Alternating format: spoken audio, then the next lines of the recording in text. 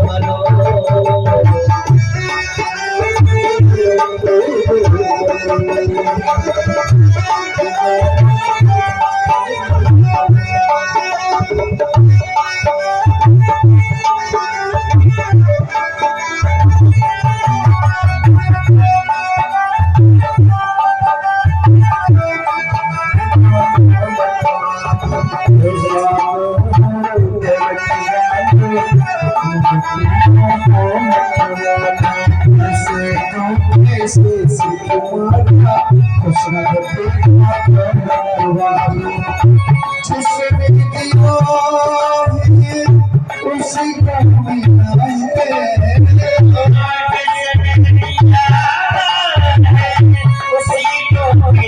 है।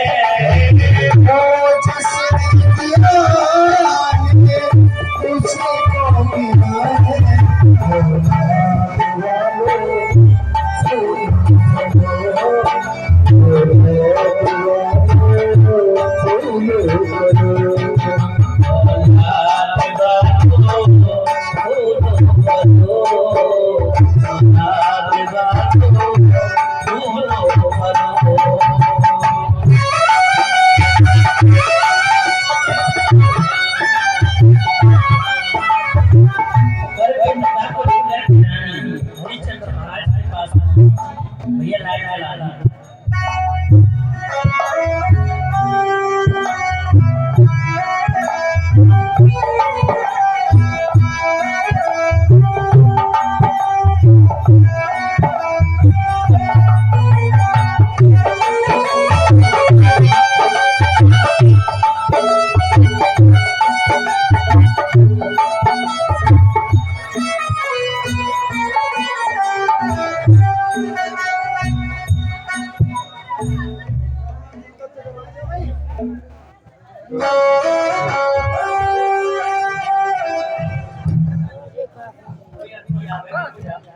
रानी, अब तुम अपनी पुत्र की इस मिट्टी को ठिकाने लगा सकती हो, चाहे बहाओ चाहे जलाओ। तुमने करका ठिका दे दिया, कुछ नहीं कहा। चलते रहो लेके आया है क्या तुझे खिलाएगा।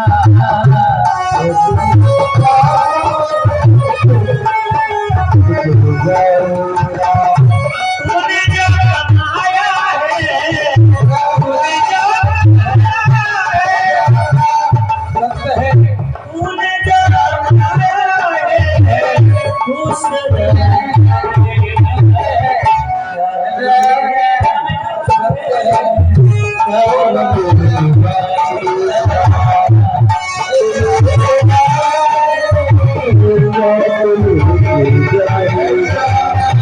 सत्य है,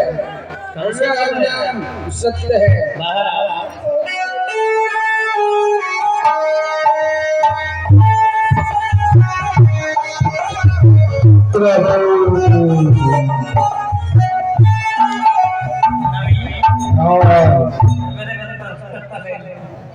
इस तरह से यहाँ पर लाश को लाने वाले ये कौन है इसके साथ? अरे मेरे तत्तू ने, कौन तत्तू? अरे मेरे अटल्लू, कौन अटल्लू? अरे मेरे तत्तू ने।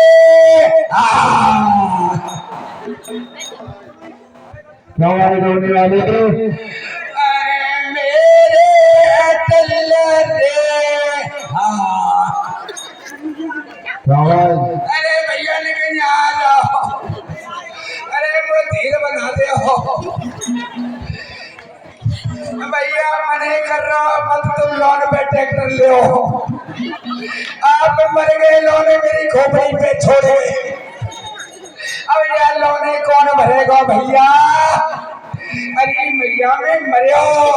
क्या भाई इस तरह से यहाँ रोने वाले ये कौन है तुम्हारा? ये हमारे दद्दू हैं, ये अब हमारे अटल्लू दद्दू हैं। मने बड़ी रात में पौआ मत पियो पी आए, पावड़ बटको नाली में गिर पड़े। अब भैया हमारे लोने कौन भर पावेगो रे। अरे भैया में मरियो। देखो मरने वाला मर गया, उसकी अंतिम क्रिया करने के लिए आई हो। अरे मेरे दद्दू रे, आगे कपार क्रिया तो करता हूँ। सब क्रिया बाद में करना, पहले मुझे करका टका दो, उसके बाद में करना जो भी करना है। पहले करका टका दो, तुम्हारे साथ में जो लोग आए करका टका दो जल्दी से। अरे भैया हम तो वैसे कर्जदार कर दिए यार,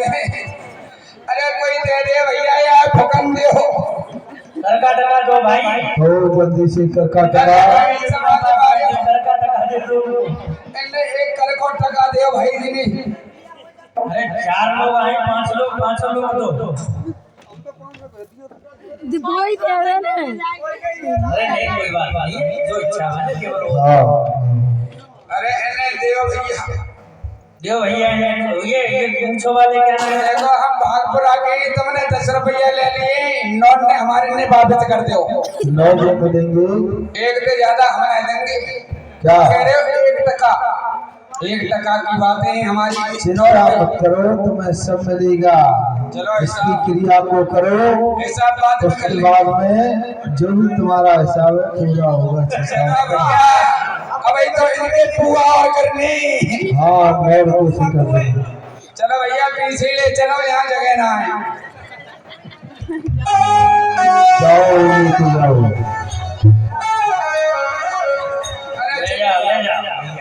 ले जाओ अरे इनको ले जाए, इनके ऊपर मत गिरती, वो भूत बन जाएगा जी।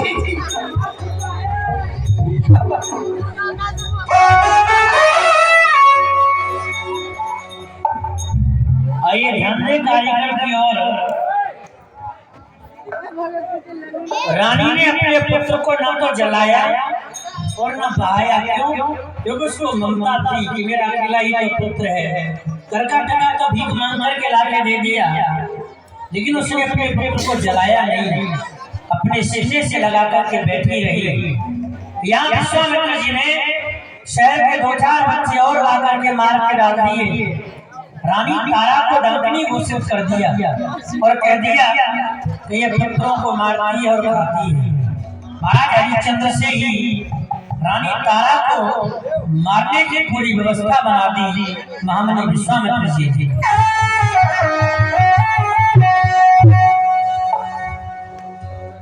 ओ परवाले, ओ परवाले, कलुआ, अरे कहाँ गया?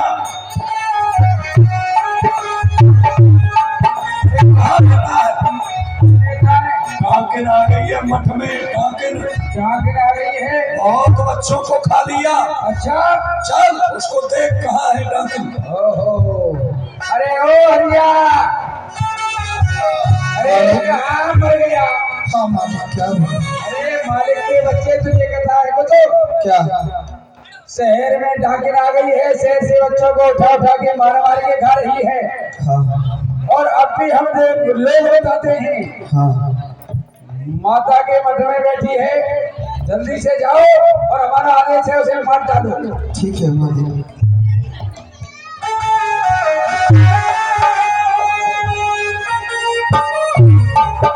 काकिन यहाँ मठ में बैठी है छुप करके, निकल बाहर। शहर के अनेक बच्चों को तूने मार करके खाया है, निकल। कौन है? अरे निकलो निकलो मठ से निकलो,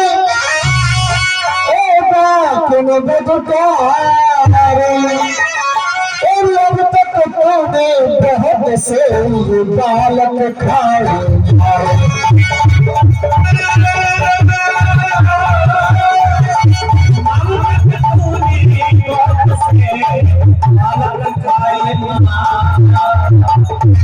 इस तरह से इस मठ में छिप करके शहर के बच्चों को मार करके खाती है।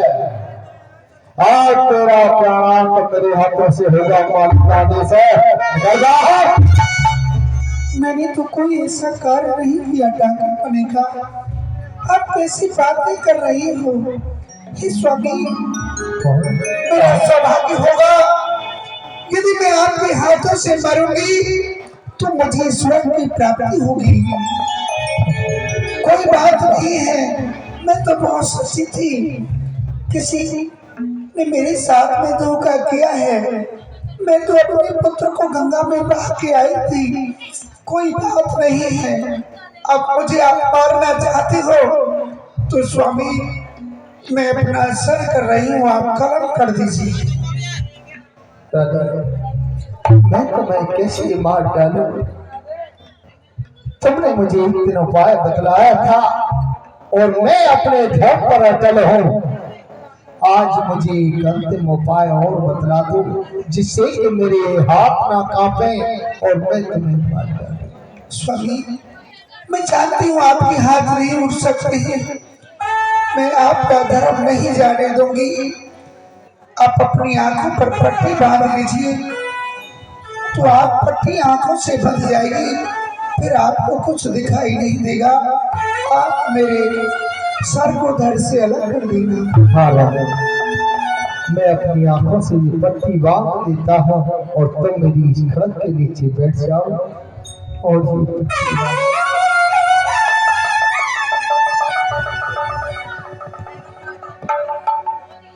पत्नी पति की आंखों पे पट्टी बांध रही है, आपको दिखाई नहीं देगा। आप सहज से ही तलवार चला सकते हैं। अपनी पत्नी को मारने के लिए तैयार हो गए महाराज हरिश्चंद्र। क्यों? क्योंकि आदेश है मालिक का, यदि पत्नी को नहीं मारते हैं तो आदेश व्यर्थ जाता है, धर्म चला जाएगा। इसलिए हाँ रानी, तुम मेरी आवाज सुन पा रही हो? अब मैं तुम्हें मारने के लिए तत्पर खड़ा हूँ। मैं तुम्हारा प्रणाम कर दूंगा। और लोगों,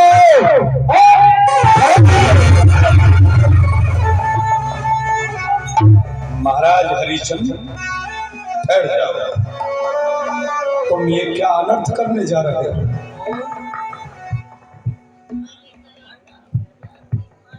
मुझे पहचाना? हाँ मणिवाला, पहचाना मैंने। मैं विश्वामित्र हूं।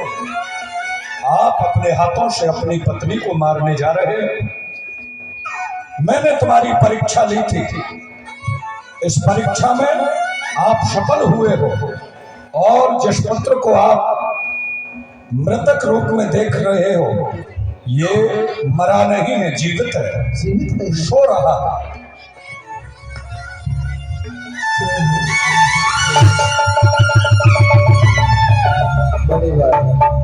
धन्य है महाराज, आप परीक्षा में सफल हुए। आपका राज सुरक्षित है और आपका पुत्र भी सुरक्षित है। क्यों नहीं, मेरा आपसे निवेदन है, आने वाले समय में कलयुग में आप किसी भक्त की परीक्षा मत लेना, नहीं तो कोई खड़ा नहीं कर पाएगा। धन्य है राजन। ठीक है, जाओ अपना राज भोगो। होए धर्म की उन्नति, सकल पाप की क्षय। एक बार हाथ उठा के प्रेम से बोलेंगे, बोले सत्यनारायण आइए। महाराज हरिश्चंद्र की परीक्षा सफल हो गई, खड़े होकर के आरती कराएं। कल